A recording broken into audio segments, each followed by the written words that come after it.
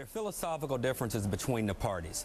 The President of the United States won a national race, received a mandate from the country to move forward on the things that he promised. He did three things in this bill which are important. One, he's taking care of those who need money right now to survive, extending the safety net, unemployment benefits, food stamps, and so forth. Two, the aid to the state and local governments will allow states like Arizona and Tennessee, our governors, to avoid having to raise taxes, which, as we all know, certainly won't help create jobs in not only our states in which J.D. and I are respectively from, but across the country. And three, he began to lay the groundwork for some long-term investments in energy and health care. Is it a perfect bill? No. The President himself admitted that.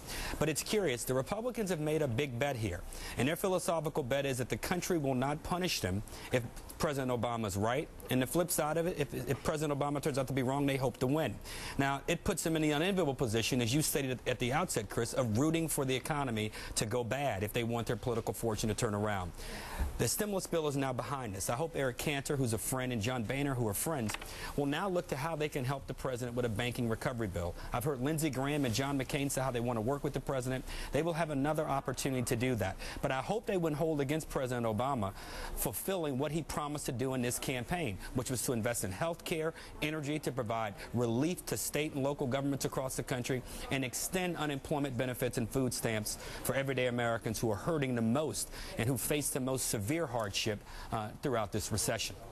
Partisanship is not a substitute for leadership.